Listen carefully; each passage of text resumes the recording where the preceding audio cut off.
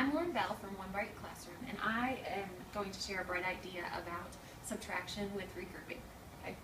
Here's an example of a problem that your students might have, and the first thing I have my students do is divide the problem into ones, tens, and hundreds, just with a polka dotted line, and then we do a little whole brain teaching with it.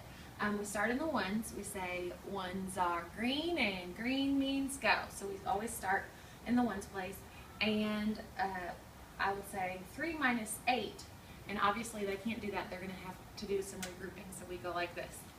Uh-oh, don't have enough, need to regroup, cross, cross.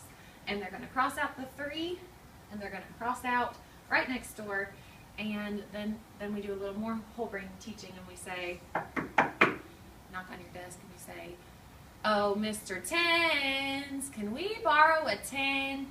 And they say, well, sure. And since Mr. Tens is going to let us borrow one, he does not have any more 10s left to give. And then we let the ones place have that 10. We also use space 10 blocks and cut them up to show that those 10s are going into the ones place. And then that means that we actually have 13 ones. And I say, just put a 1 in front of it. So they now have 13. 13 minus 8 they can now do is 5. And then I'm moving to my tens place. 0 minus 4. Once again, we don't have enough, so we're going to have to regroup. They say, uh-oh, don't have enough, need to regroup. Cross, cross. And they're going to cross out this 0 and cross out next door. Now, just for fun, we make the hundreds guy have kind of a southern accent. We go like this.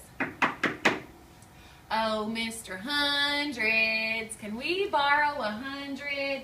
And he says, well, now, sure. And he gives us 100, and he's going to give Mr. Tens a 10. Just put a 1 in front of it. So we make that a 10. 10 minus 4 is 6, and 6 minus 3 is 3. And then, of course, I have my students double check by taking the answer and the number right above it, I say, and they should get the answer on the roof. So see if you can try it in your classroom.